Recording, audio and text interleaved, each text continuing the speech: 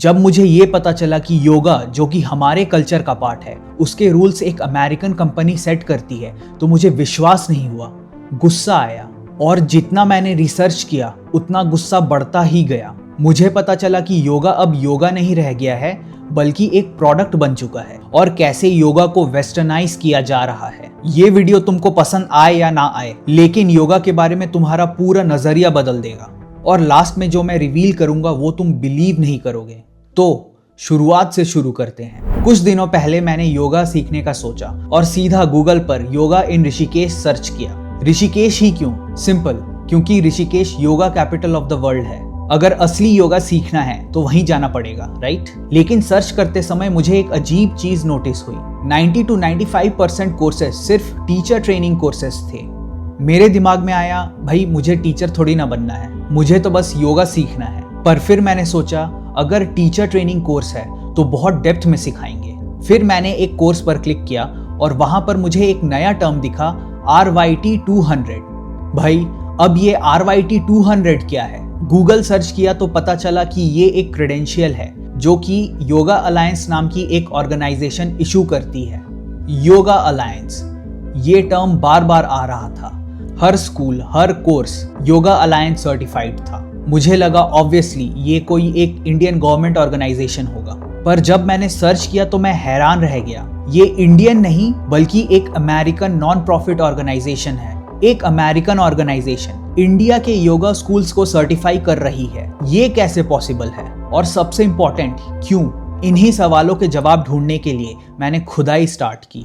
सबसे पहले मैंने योगा अलायंस को डिटेल में रिसर्च किया। फाउंडेड इन 1999, सिर्फ 26 साल पुरानी ऑर्गेनाइजेशन है। इसकी शुरुआत किसी योगी ने नहीं की थी, बल्कि अमेरिका के कुछ प्राइवेट योगा स्टूडियो ओनर्स ने किया था। ये एक प्राइवेट ट्रेड ऑर्गेनाइजेशन है, जैसे एक क्लब, पर इनका इन्फ्लुएंस ग्लोबल। ये करते क्या है? ये स्टैंडर्ड्स सेट करते हैं। योगा कोर्सेस में क्या पढ़ाया जाएगा, कितने घंटे, कौन से टॉपिक्स, एटसेट्रा। और इनका सबसे फेमस प्रोडक्ट है RYT 200। इसका ब्रेकडाउन देखो, बिल्कुल कॉर्सेरा के कोई कोर्स जैसा है। 100 hour techniques, different types of asanas, pranayamas, etcetera. 25 hours teaching methodology, 30 hours philosophy and ethics. 200 घंटे बाद कॉन्ग्रेचुलेशंस, आप एक सर्टिफाइड योगाचार्य बन गए हैं। और इनका मार्केटिंग देखो, टैगलाइन है transform your life, become a yoga teacher in 4 weeks. इन्होंने जानबूझकर हर कोर्स का नाम टीचर ट्रेनिंग कोर्स रखा है। ये एक साइकोलॉजिकल गेम भी है, क्योंकि स्टूडेंट सोचेगा टीचर ट्रेनिंग कोर्स मतलब बहुत डेप्थ में सिखाएंगे। सोचने वाली बात यह है कि योगा को सीखने के लिए पहले लोग अपने गुरु के साथ 10-10 साल बिताते थे। उस 10 साल के जर्नी को इन्होंने 200 घंटे का एक पेड वेकेशन बना दिया है। मैंने एक और पैटर्न नोटिस किया है, ये सारे yoga alliance certified schools mostly tourist destinations पर हैं। ऋषिकेश, मनाली, गोवा, धर्मशाला, मतलब वहाँ जहाँ फॉरेनर्स आते हैं। उसके बाद मैंने कोर्स का प्राइस चेक किया तो मैं दंग रह गया। $1000 से नीचे तो कोई बात ही नहीं करता। और मुझे एक भी कोर्स का प्राइस इंडियन रुपीज में नहीं दिखा। चलो जस्ट फॉर फन थोड़ा मैथ्स करते हैं। $1000 का एक कोर्स है, 30 लोगों का एक बैच है, 30 दिन का कोर्स, और ऐसे बैच ये साल भर चलाते हैं, यानी 12 महीने। तो 12 into 30 into 1000 is equal to $360,000 per year। और ये एक छोटे स्कूल का इनकम है, जिसमें मान लो 3 से 4 टीचर्स होंगे। बड़े स्कूल की बात तो भूल ही जाओ। पर अभी तक मैंने जो देखा वो तो सरफेस लेवल ही था। थोड़ा और खुदाई करते हैं। गाइज, अगर अभी तक आपको ये वीडियो अच्छी लगी तो please do click on the subscribe button. चलो थोड़ा और डीपली सोचते हैं। ये जो foreigners teacher training course complete करते हैं, ये वापस जाकर क्या करेंगे? हाई चांस है कि ये वापस जाकर योगा सिखाएंगे, अपना योगा स्टूडियो खोलेंगे और उसके मार्केटिंग के लिए योगा पर कंटेंट बनाएंगे, जो कि यूट्यूब, इंस्टाग्राम, टिकटॉक पर पोस्ट होगा। अगर बात यहाँ तक खत्म हो जाती तो ठीक था, लेकिन 200 घंटे में कोई क्या ही योगा सीखेगा? पहली बात तो जैसे ये योगा सीखते हैं वैसे ही सिखाते भी हैं। इंडियन योगा टीचर्स कन्वीनियंस के लिए वृक्षासना को ट्री पोज बोलकर सिखाते हैं ताकि इनको समझ में आए। पर जब ये फॉरेनर्स खुद अपने स्टूडियो में सिखाते हैं तो वृक्षासना को छोड़कर डायरेक्ट ट्री पोज बोलते हैं। यही फॉरेनर्स जब कंगफू सीखते हैं तो चाइनीज टर्म्स बोलते हैं, बैले सीखते हैं तो फ्रेंच बोलते हैं, जूडो सीखते हैं तो जापानीज बोलते हैं, तब वहां उनको कोई दिक्कत नहीं होती।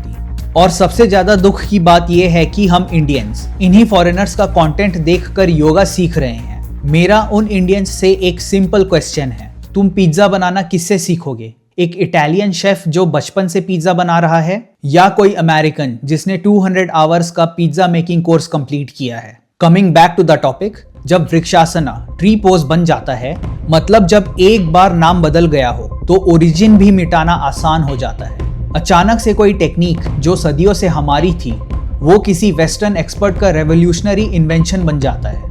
इसका पहला एग्जाम्पल है Wim Hof aka the ice man. ये बंदा इसलिए फेमस हुआ क्योंकि ये एक्सट्रीम ठंड झेल सकता है। इनका क्लेम है कि इन्होंने एक स्पेशल ब्रीदिंग टेक्निक डेवलप किया है जिससे ये एक्सट्रीम ठंड झेल सकते हैं, जिसे विम हॉफ ब्रीदिंग बोलते हैं। रियलिटी ये combination of different pranayama technique ही है, चीज वही है, बस लेवल नया लग गया। Second example, Andrew Huberman, the famous neuroscientist. इन्होंने एक नया टर्म कॉइन किया, NSDR, non sleep deep rest. सुनने में कितना साइंटिफिक लगता है, पर असली में NSDR योग निद्रा का ही रीब्रांडिंग है। ऐसे और बहुत सारे एग्जाम्पल्स हैं। ये लोग हमारे हजारों साल पुराने टेक्निक्स को लेते हैं, उस पर साइंस का स्टिकर चिपकाते हैं और फिर अपना बताकर हम ही को बेचते हैं। हद होती है। टू बी वेरी ऑनेस्ट, गलती हमारी ही है। नॉलेज हमारा है, अथॉरिटी हमारी है, लेकिन हमारे पास योगा को लेकर कोई विजन नहीं था। हम यही सोचते रह गए कि yoga is our gift to the world. Gift तो हमने दे दिया, लेकिन ना कॉपीराइट करवाया, ना पेटेंट करवाया और ना ही स्टैंडर्ड सेट किए, क्योंकि हम नॉलेज को कमोडिटी की तरह नहीं देखते। हमारे लिए नॉलेज बांटने के लिए है, बेचने के लिए नहीं। लेकिन अब समय बदल गया है। नॉलेज आज के जमाने में एक कमोडिटी है, एक रिसोर्स है।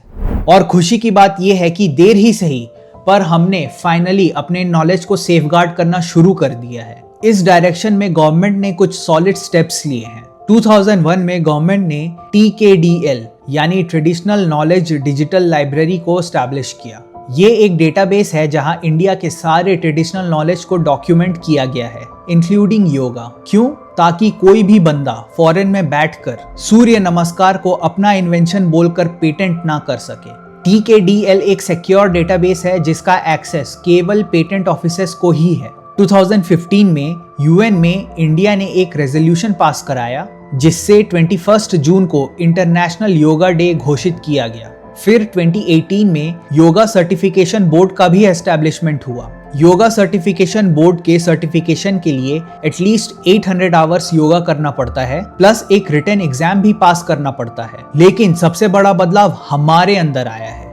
आज सोशल मीडिया पर इंडियंस वेस्टर्नर्स के कोई भी प्लेजियरिज्म को डायरेक्ट कॉल आउट करते हैं, और असली योगा वो कहीं नहीं गया है। Bihar school of yoga, Iyengar school जैसे संस्थान आज भी योगा की प्योरिटी मेंटेन कर रहे हैं। कितने ही ऐसे गुरुकुल और योगाश्रम हैं जिनका वेबसाइट भी नहीं है, जिनका कोई नाम भी नहीं जानता, लेकिन वो आज भी ऑथेंटिक योगा सिखाते हैं। रिसर्च के समय मुझे खुद ऐसे योगा स्कूल्स के बारे में पता चला जो फ्री में योगा सिखाते हैं। ऑलराइट गाइज, वीडियो कैसे लगी नीचे कमेंट करके बताना। अगर आपको ऐसे और डिटेल्ड वीडियोस चाहिए तो please subscribe to my channel. चलो मिलते हैं नेक्स्ट वीडियो में।